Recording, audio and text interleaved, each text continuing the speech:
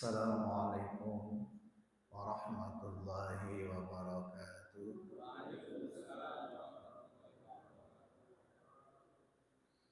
Bismillah walhamdulillah. Wassalatu wassalamu ala rasulillah Sayyidina Muhammad ibn Abdillah wa ala alihi wa sahbihi wa man nasarahu wa wala. Wala hawla wala quwwata illa billah. Amma ba'du. Subhanaka la ilma lana illa ma 'allamtana innaka antal alimul hakim. Rabbi shrah li sadri wa yassir li amri wahlul 'uqdatam min lisani yafqahu qawli bi rahmatika ya arhamar rahimin. Seluruh jajaran pengurus Masjid Al-Muhajirin yang saya hormati, Bapak-bapak jamaah yang hadir pada malam hari ini, yang semoga kita semua termasuk orang-orang yang mulia di hadapan Allah Subhanahu wa Ta'ala. Alhamdulillah, malam hari ini saya bisa bersilaturahim, bertemu dengan pengurus Masjid Al-Muhajirin, dengan jamaah Al-Muhajirin. Semoga silaturahim kita ini Allah catat sebagai tambahan amal saleh kita di sisi Allah Subhanahu wa Ta'ala. Kalau hari ini Allah mengumpulkan kita di masjid ini, semoga nanti Allah mengumpulkan kita semua kembali di surganya Allah Subhanahu wa Ta'ala. Salawat dan salam semoga tercurah pada Nabi kita, Nabi Muhammad SAW. Jamaah yang saya muliakan, barangkali sedikit perkenalan ya Pak. Tadi nama saya sudah disebut, nama saya Ahmad Sofari. Kemudian saya tinggal di Cipayung, di Kapling DKI Cipayung. Dan saya sekitar sini sudah beberapa kali bersilaturahim, isi kajian di Masjid Asy-Syuhada, Masjid Al-Barakah, Masjid Baitul Mu'min, Masjid An-Nur. Alhamdulillah malam hari ini bisa ketemu dengan jamaah di sini.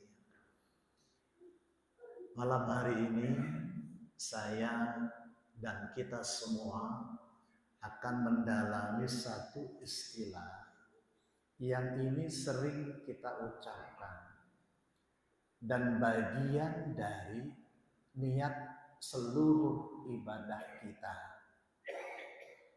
Ketika kita melakukan satu kebaikan, amal soleh, kita selalu mengatakan, saya melakukannya lillahi ta'ala. Kita sering begitu. Sedekah, sholat, haji, kita niatnya lillahi ta'ala. Pembahasan kita adalah satu, dari mana istilah itu diambil? Sumbernya dari mana? Penggunaan kosakata lillahi ta'ala. Yang kedua, apa makna lillahi ta'ala? Kita akan bahas itu. Yang pertama, kosakata atau kalimat yang sering kita ucapkan lillahi ta'ala ini bersumber dari kata lillah yang ada di surat Al-An'am ayat 162. Surat apa Pak? Al-An'am ayat 162.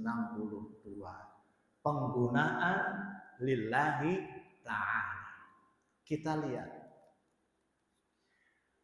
Dan saya yakin ayat ini insya Allah bapak-bapak hafal. Karena sudah sangat familiar. A'udzu billahi minasy syaithanir rajim. Bismillahirrahmanirrahim. Nanti ujungnya lanjutkan Pak. Saya yakin hafal. Qul inna salati wa nusuki wa mahyaya wa mamati lillahi rabbil alhamdulillah. Istilah penggunaan kata lillahi ta'ala di antaranya kalau mazhab Syafi'i, ya kita orang berbeda mazhab silahkan saja. Ketika orang bermazhab Syafi'i itu ada lafaz niat ujungnya. Tadi sholat maghrib. Jadi kalau sholat itu yang penting niat di hati. Itu paling penting. Jangan sampai mulutnya usolli tapi hatinya enggak. Mendingan enggak usolli tapi hatinya niat. Imam Syafi'i menuntun supaya lebih kuat konsentrasinya, beliau mengajarkan dengan mengucapkan lafaz bahasa Arab. Itu yang bermazhab Syafi'i. Yang lain silakan. Bahkan kalau mazhab Hanafi, Bapak dari tempat wudhu masuk ke sini, dari sana sudah niat sholat, masuk ke sini langsung takbir. Itu mazhab Hanafi. Ada Bapak Hanafi di sini? Ada ya? Baik, kita lanjutkan. Kita lihat ayatnya. Qul, katakanlah. Tafsirnya sampaikanlah wahai Nabi Muhammad. Inna sesungguhnya solati, ti-nya panjang. Solatku. Jadi kalau solat saja tidak panjang ti-nya, maka hanya solat siapa saja. Tapi ketika dia panjangkan solati, itu maknanya solatku. Al-Quran beda panjang pendek bisa berbeda arti. Solati, solatku. Wa nusuki, ki-nya panjang Pak, mengingatkan. Jadi bukan wa nusuki, tapi wa nusuki, ki-nya panjang. Itu Al-Quran. Dan seluruh ibadahku wa nusuki, zakat, haji, sedekah, sholat, ibadah bukan Pak. Wa nusuki termasuk sholat. Lalu kenapa kok sholat disebut juga di awal? Padahal wa nusuki sudah termasuk sholat. Kira-kira apa jawabannya Pak? Padahal wa nusuki sudah termasuk sholatku, zikirku, puasaku, hajiku, termasuk sholat. Lalu kenapa di awal sholat disebut juga? Para ulama tafsir menyebutkan bahwa menunjukkan betapa pentingnya kewajiban sholat 5 waktu. Betapa pentingnya Pak. Kalau Bapak sakit, puasa, nggak kuat, bolehkah berbuka? Boleh. Kalau Bapak sakit, bolehkah meninggalkan sholat 5 waktu? Nggak boleh. Itu bedanya. dalam keadaan apapun, selama akal masih bekerja, tetap sholat 5 waktu wajib baginya. Ada yang bebas, Pak, sholat 5 waktu. Siapa, Pak? Orang gila. Nggak wajib dia, Pak. Sholati wa nusuki. Kemudian wa mahyaya. Ya yang pertama panjang, ya yang kedua pendek. Wa mahyaya. Kenapa? Khawatir hafalan kita di waktu kecil udah jadi mindset kita. Ketika baca wa mahyaya. Kenapa? Terbawa hafalan waktu kecil. Harusnya wa mahyaya. Dan lihat tafsirnya nih. Seluruh hidupku yang berkaitan denganku. Apa itu? 1, wa mahyaya, hidup kita yang berkaitan dengan tempat. Apa maksudnya? Saya rasa ada bapak-bapak sebelum tinggal di komplek Keranggan Permai, mungkin pernah tinggal di tempat yang lain. Ada yang bukan berasal dari sini. Maaf Pak, asalnya mana Pak? Wa mahyaya, ya Allah, ketika Engkau tempatkan aku di Pekalongan, maka seluruh hidupku di tempat ini akan aku pergunakan lillahi rabbil alamin, untuk mengabdi karenamu, demimu ya Allah. Pindah ke Keranggan Permai tahun berapa Pak? 90. Begitu pindah ke sini, ya Allah, ketika sekarang Engkau tempatkan aku di sini, wa mahyaya, maka seluruh hidupku di tempat ini sekarang akan aku pergunakan untuk mengabdi karenamu ya Allah, Rabbil Alamin, Rabbi penguasa, Rabbi pengatur, Rabbi pemelihara alam semesta. Berkaitan dengan tempat. Wa mahyaya. Wa mahyaya. Kehidupan kita yang berkaitan dengan umur kita.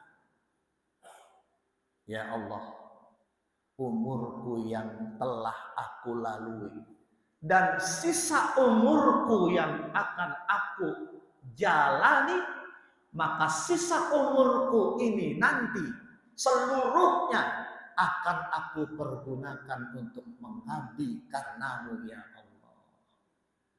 Berkaitan dengan umur kita. Ini ikrar kita Pak. Doa iftitah ada Allahumma ba'id baini, ada. Itu riwayat Imam Muslim. Hanya yang berbeda itu sanad. Ada lagi yang populer, inni wajjahtu wajhiya. Jadi baca ba'id baini silahkan. Inni wajjahtu wajhiya silahkan. Jangan ribut. Kenapa? Itu mas sunnah. Sunnah. Jangan sampai maaf kita tinggalkan saudara kita hanya perkara sunnah. Jaga silaturahim hukumnya wajib. Jadi hidup yang berkaitan wa mahyaya tempat, hidup yang berkaitan dengan waktu atau usia yang Allah berikan kepada kita. Semoga sampai akhir usia kita dapat pergunakan untuk mengabdi kepada Allah Subhanahu wa taala. Sehingga andaikan suatu saat kita wafat dalam keadaan husnul khotimah. wa mahyaya. Yang ketiga, wa mahyaya, berkaitan dengan aktivitas kita, ngedidik anak kita. Ya Allah, saya lakukan ini karena lillahi rabbil alamin, bukan karena ingin dibalas oleh anak tatkala kita tua nanti. Bukan itu targetnya. Kalau targetnya ingin dibalas, begitu anaknya tidak membalasnya, kecewa dia. Targetnya ingin dibalas ketika tua. Kita mendidiknya, aktivitas itu mendidiknya itu benar-benar karena lillahi rabbil alamin. Kerja semua lillahi rabbil alamin. Nah, kira-kira ini kan masih ada lanjutannya nih, wa mahyaya. Mudah-mudahan jadi kita selalu berusaha bahwa seluruh aktivitas kita, ya, bukan hanya di masjid, di luar masjid, kita bekerja jadi pegawai, pedagang, semata-mata lillahi rabbil alamin. Wa mamati, tiknya panjang. Apa itu? Tafsirnya apa? Wa mamati, hanya iman dan amal soleh yang akan aku bawa mati. Itu wa mamati, ikrar kita itu. Kendaraan kita tinggalkan, rumah kita tinggalkan, deposito kita tinggalkan, perusahaan kita tinggalkan. Yang kita bawa hanya iman dan amal soleh. Wa mamati, itu yang akan aku bawa mati, ya Allah. Wa mamati lillahi rabbil alamin, karena Allah, demi Allah, untuk Allah, penguasa, pemelihara, pengatur alam semesta. Nah, Bapak-bapak, kira-kira dari ayat ini mana yang searah dengan kata lillahi ta'ala? Pada kata mana, Pak? Kan ayatnya qul inna sholati wa nusuki wa mahyaya wa mamati lillahi rabbil alamin. Kira-kira kata yang mana yang melahirkan istilah lillahi ta'ala? Dari kata rabbil alamin. Itu jawaban pertama. Penggunaan kata lillahi ta'ala maka bisa diambil dari istilah sehari-hari kita itu, dari diantaranya ayat dari surat Al-An'am ayat 162. Berikutnya, bagian kedua, makna lillahi ta'ala. Kalau kita katakan saya pokoknya ibadah lillahi ta'ala, ikhlas untuk karena mencari keridhaan Allah. Ternyata lillahi ta'ala ada dua unsur. Satu, lillahi ta'ala ikhlas mencari ridho Allah. Ternyata tidak cukup hanya itu. Unsur kedua, lillahi ta'ala, sesuaikah ibadah yang kita laksanakan dengan ketentuan Allah dan Rasulnya? Ada orang ikhlas banget, tapi ibadahnya tidak sesuai dengan ketentuan Allah dan Rasulnya, padahal ikhlas. Belum lillahi ta'ala yang sempurna. Contoh, Pak, sekarang lagi rame orang pulang haji. Hanya ibadah haji yang dikaitkan dengan lillah. Padahal semua ibadah harus lillah. Lihat di antaranya. Walillahi 'alan nasi hijjul baiti man istata'a ilaihi. Insyaallah. Ini ahli Quran semua ya Pak. Ya, sabila. Walillahi.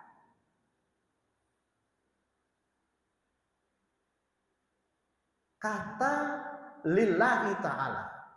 Maknanya tadi satu, niatnya ikhlas. Yang kedua, sesuaikah dengan ketentuan Allah dan Rasulnya. Orang berangkat haji, berangkatlah dia.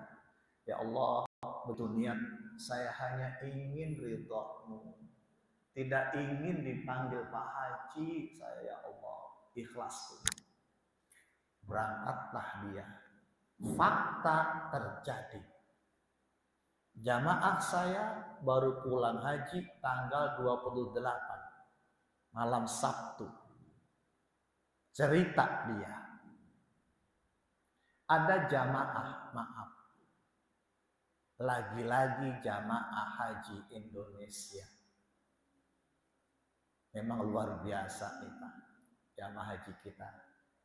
Yang paling banyak foto-foto selfie jamaah haji mana Pak? Sebagian jamaah kita sampaikan apa itu dibuat pernyataan kan, di depan Ka'bah, angkat tangan, tolong foto. Jadi doanya doa rekayasa supaya masuk status tuh. Ada lagi yang lain, ini jamaah saya cerita. Pada pelaksanaan ibadah haji, tinggal di hotel. Ada dua wanita Indonesia bertengkar Pak. Bertengkarnya masalah apa? Mohon maaf, saya cari bahasa yang sopan. Ini mudah-mudahan paling sopan. Mudah-mudahan. Kalau kurang sopan mohon maaf. Dua jamaah haji kita perempuan, emak-emak, itu bertengkar di sana, maaf, hanya urusan bra. You know bra? Ya, pokoknya bagian sensitif wanita, penutupnya. Bertengkar masalah itu, yang cerita jamaah saya. Terus kenapa bertengkar? Kenapa urusan itu bisa sampai bertengkar?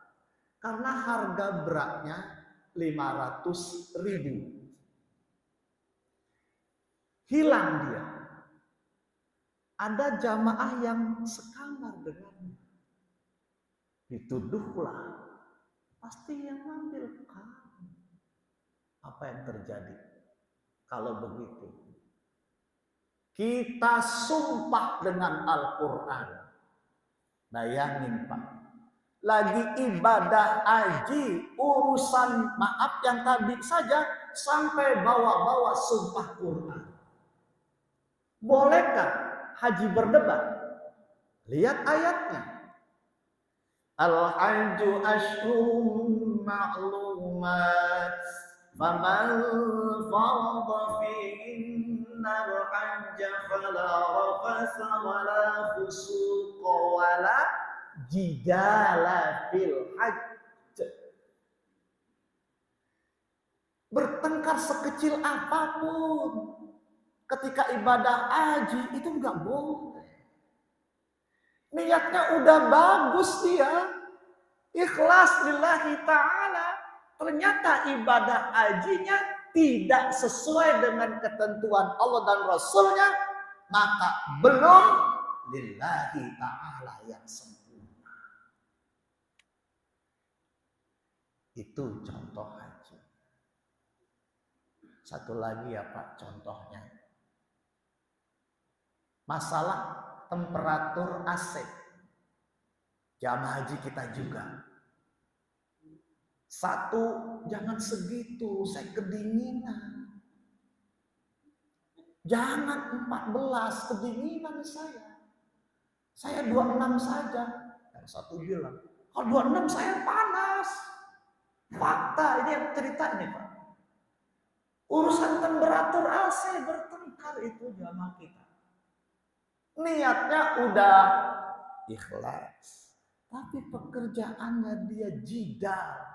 Maka belum lillahi ta'ala yang sempurna. Saya ambil singkat sholat duha dengan harapan ya Allah semoga Engkau mengampuni dosa-dosaku. Karena Nabi mengatakan orang yang sholat sunat duha itu akan dihapus dosa-dosanya walau sebanyak buih di lautan. Ikhlas dia. Kerjakan 2 rakaat ikhlas, salam, lanjut lagi dapat 4, salam, lanjut lagi sampai 6 sampai 8. Ikhlas, tobat dia. Ternyata di antara rukun sholat itu baca Fatihah. Ada ruku, ada sujud, ada rukun qauli, baca Fatihah. Dia baca apa? Ghairil maghdubi alaihim walabdo. Harusnya dad walabdo. Dia ganti ba walabdo. Ikhlas, tapi pekerjaannya tidak sesuai dengan ketentuan Allah dan Rasulnya. Ketika sholat dia Fatihah seperti itu walabdolin, tidak pernah mau belajar, tidak mau tahu, maka dia belum lillahi ta'ala yang sempurna. Kecuali Pak udah belajar faktor U walabdol, Pak bukan walabdol, walabdol. Oh iya, walabdo bisa tuh. Pas dia coba walabdo balik lagi. Sudah belajar, sudah ikhtiar, maka ketika keliru Allah akan memaafkan kesalahan kita. Itulah kenapa sehabis sholat kita banyak baca istighfar. Ya, karena maaf Pak, kualitas sholat kita yang mungkin ya masih banyak kekurangan. Saya bicara kita Pak, termasuk saya. Kita istighfar. Semoga Allah mengampuni andaikan sholat kita ada kekurangan. Itu contoh bahwa lillahi ta'ala ada 2 unsur. Bukan hanya cukup niat yang ikhlas, tapi unsur kedua, sesuaikah yang kita lakukan dengan ketentuan Allah dan Rasulnya. Sekarang kita hadir duduk di majelis ilmu. Ada hadis Nabi. Mohon maaf, ini hadis Nabi.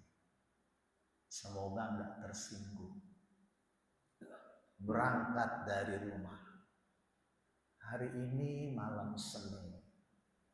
Oh, ada kajian, ada pengajian. Ya Allah, saya ingin hadir supaya dapat rahmat. Hadir di majelis ilmu banyak rahmat dari Allah.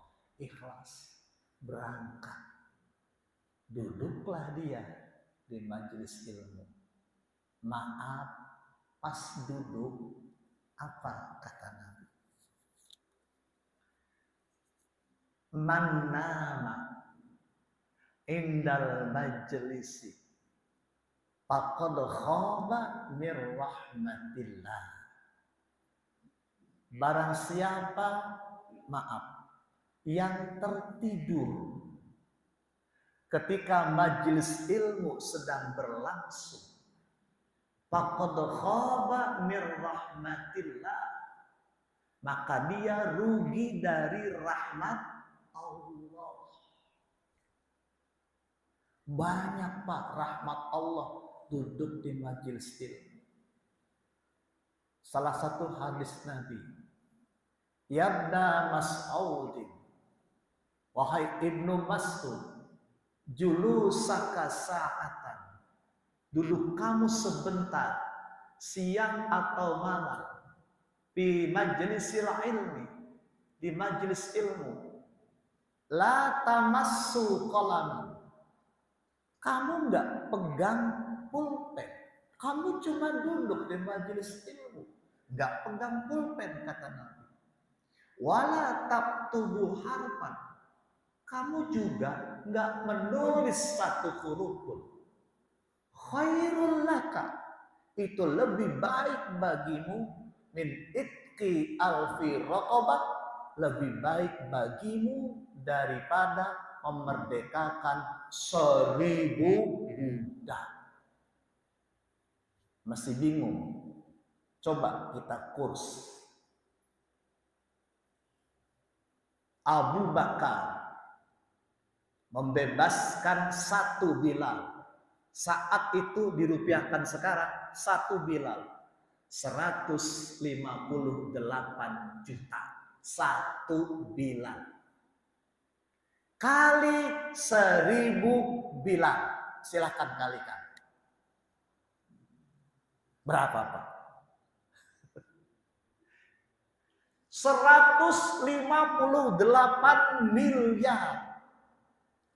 Ketika Bapak duduk di majelis ilmu, itu diibaratkan sama saja berjuang di jalan Allah lewat harta senilai 158 miliar, Pak. Saat ini Bapak mengeluarkan senilai itu.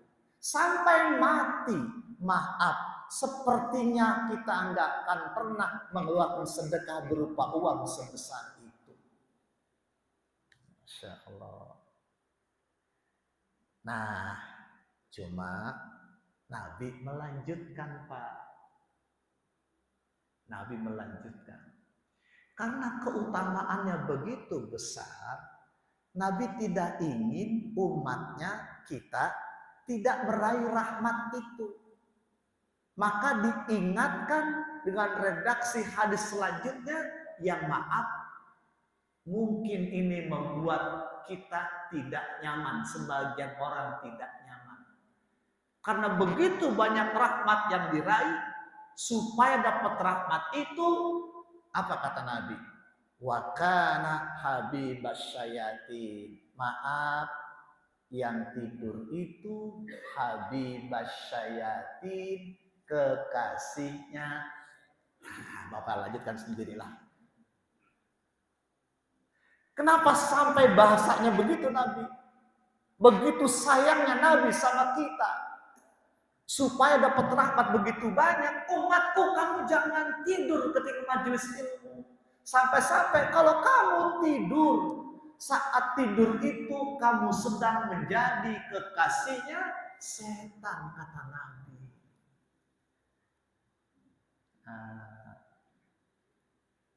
Kira-kira saya pulang aman ya?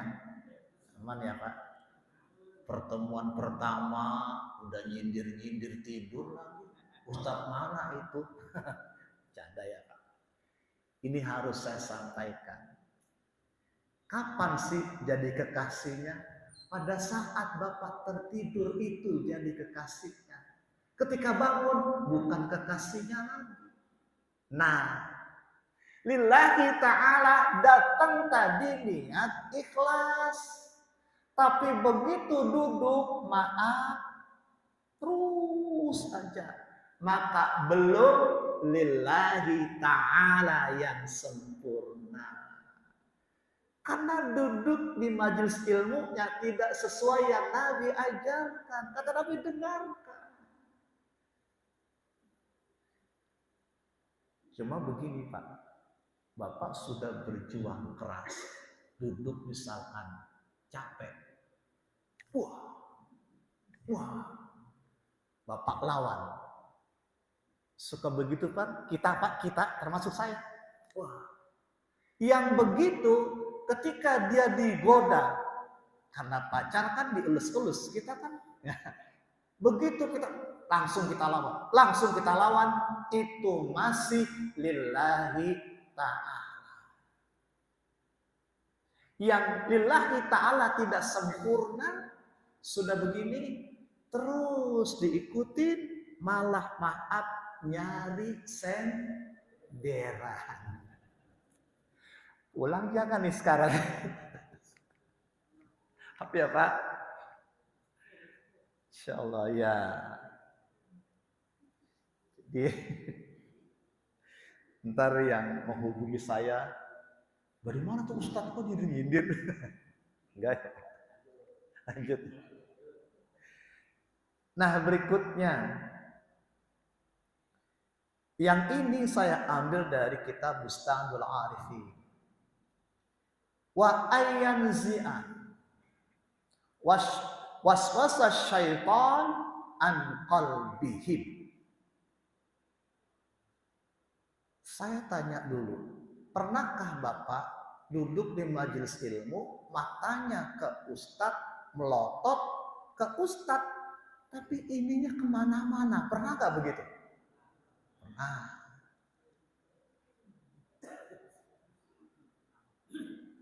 Matanya melotot Ustadz.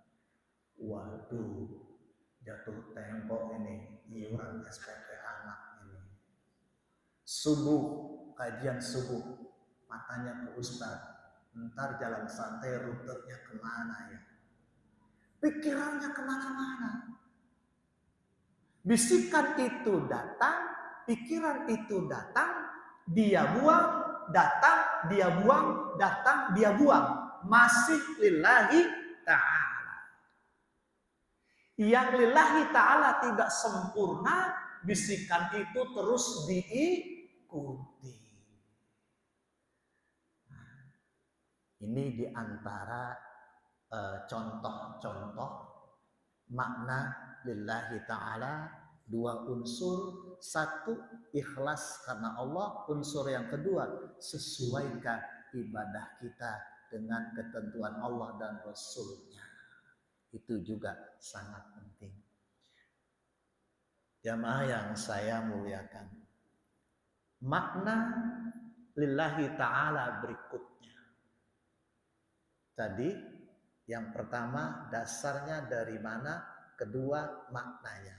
Lillahi ta'ala makna yang kedua sekarang.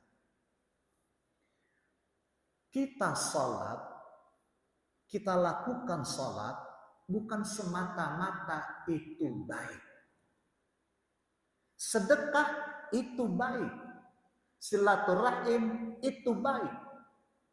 Tapi jangan kita berkata atau niat kita, saya sholat karena sholat itu baik. Saya sedekah karena sedekah itu baik. Bukan cuma hanya kartu. Saya sholat, saya sedekah, saya silaturahim, duduk majelis ilmu, bukan karena cuma baik. Tapi semata-mata karena Allah perintahkan melakukan itu. Itu lillahi ta'ala. Apa bedanya? Orang yang menganggap cuma itu baik bisa terjadi. Ada orang sholat. Sholat itu baik. Sholat itu mendatangkan pertolongan. Saya lagi usaha, saya lagi sakit. Ternyata malah bangkrut. Padahal sudah melakukan ibadah terbaik, sholat. Bangkrut dia. Terus yang enggak sholat malah sukses. Jadi orang mungkin berkata, sholat itu baik. Benar baik. Tapi ternyata ada fakta.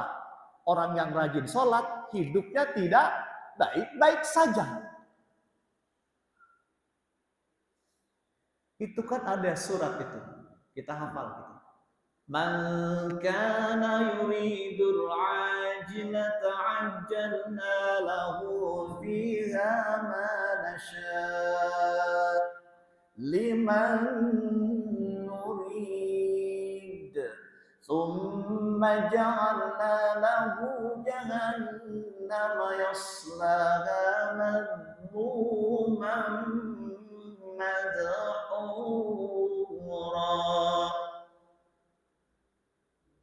Barang siapa yang ingin aku segerakan, kata Allah, ingin sukses cepat-cepat dapat nikmat di dunia, dia gigih, dia pintar, walaupun dia nggak sholat, ajalna lahu biha manasya, maka akan aku kasih kepada siapa yang kami kehendaki. Ada orang yang sholat, dia melakukan kebaikan, tapi ternyata malah hidupnya tidak baik-baik saja.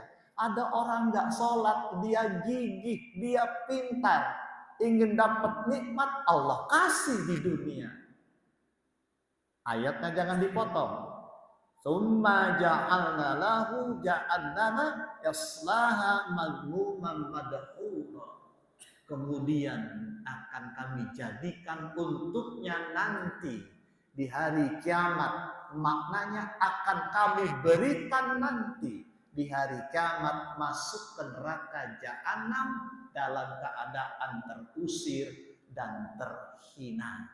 Jadi kita sholat bukan semata-mata itu baik, tapi semata-mata memang karena Allah memerintahkan kita.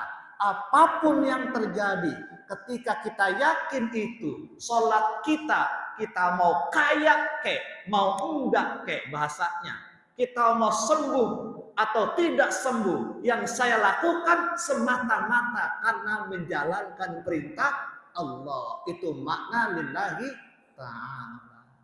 Bukan cuma sekedar baik. Ada orang, kenapa kamu berjudi? Judi itu buruk, iya kan? Terus adakah bos-bos penjudi yang kaya?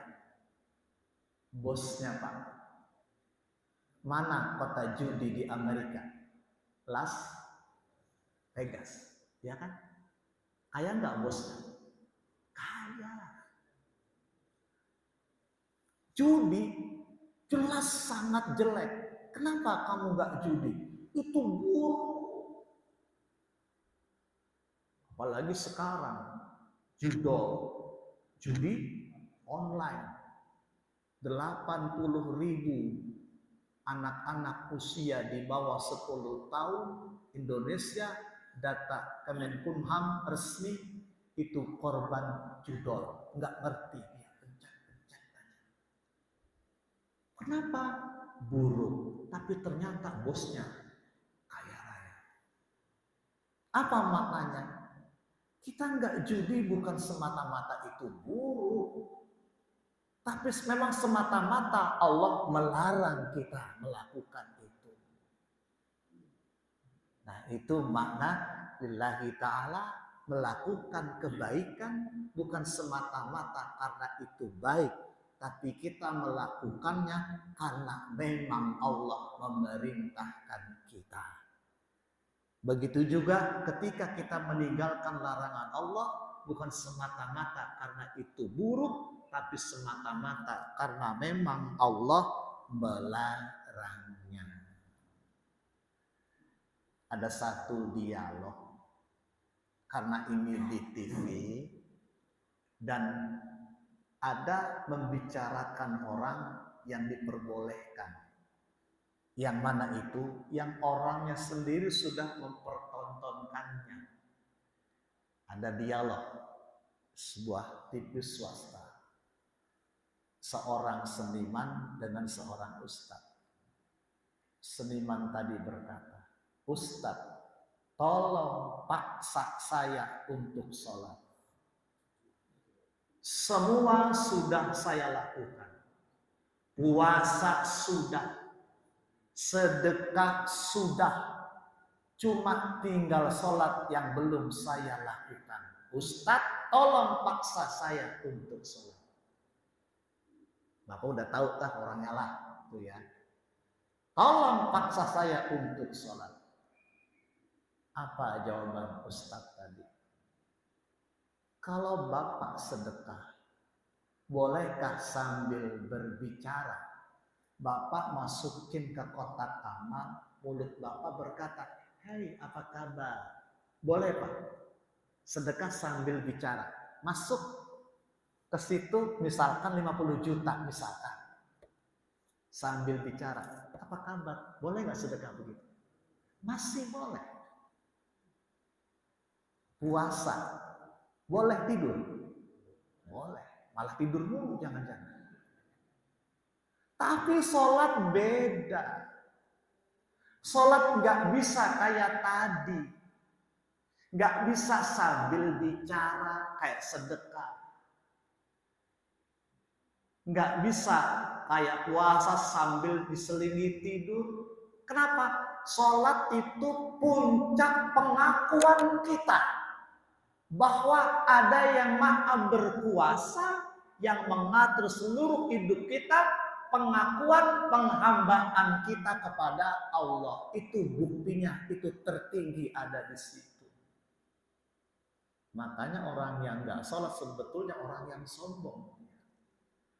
Itu puncak Pak, penghambaan diri kita kepada Allah. Dia kenapa? Merasa sudah melakukan, kenapa? Kalau sedekah, baik kan Pak? Adakah dampak baik yang diraih dari orang itu? Di dunia? Bisa Pak. Dia bisa dipanggil dermawan. Ada dampaknya di dunia. Silaturahim. Dia bisa banyak sahabat. Tapi kalau sholat, yang paling orang rasakan itu adalah ketika sholatnya khusyuk. Itu paling pusat penghambaan diri kita kepada Allah. Itu sebetulnya nilai tertinggi. Itu kebaikan luar biasa. Ada Pak, penyelidikan medis banyak di Mesir. Orang punya penyakit sumsum tulang belakang. Ada klinik Pak di Mesir. Ternyata itu sembuh dengan ruku yang intens, ruku yang benar, yang Nabi ajarkan. Sembuh dia. Ada seperti itu. Tapi ada juga sholat yang tahun-tahun tetap aja nggak sembuh-sembuh. Alexis Carrel dapat 2 kali hadiah Nobel. Dia punya pasien. Dia orang Perancis. Ada pasien Muslim. Dia observasi. Kenapa kok yang Muslim ini lebih cepat kesembuhannya? Penyakitnya sama, waktu masuknya sama. Kenapa lebih cepat kesembuhannya? Dia teliti, dia kunjungi, visit bahasa kitabnya. Ternyata pada saat dia masuk itu ada orang Islam di bangsal begini, ada dia masuk nggak ada reaksi apa-apa. Besoknya dia tanya, "Bapak kemarin itu apa?" "Itu sholat, kami Muslim. Kami Muslim, kami sholat." Jadi sholat yang khusyuk itu bisa membawa dampak kesehatan yang luar biasa. Maaf Pak, duitnya banyak, hatinya rusuh, nggak enak. Ya udah masuk waktu isya. Jadi melakukan kebaikan apapun bukan semata-mata itu baik, tapi memang karena Allah memerintahkannya. Meninggalkan keburukan bukan semata-mata itu buruk, tapi memang karena Allah melarang kita meninggalkan keburukan itu baru lillahi ta'ala. Semoga bermanfaat. Mohon maaf andaikan ada kata-kata kurang berkenan. Kita sampai isya ya Pak ya. Baik. Mari sama-sama kita tutup dengan doa. Bismillahirrahmanirrahim. Alhamdulillahirabbil alamin. Salli wa sallim wa barik ala sayyidina Muhammad wa ala ali sayyidina Muhammad. Rabbana zidna ilman wa aqlan kamila wa fahman zakiya wa rizqan halalan kathiran tayyiban mubarakan. Rabbana atina fid dunya hasanah wa fil akhirati hasanah wa qina adzabannar. Alhamdulillah sama-sama walhamdulillahi rabbil. Assalamualaikum warahmatullahi wabarakatuh.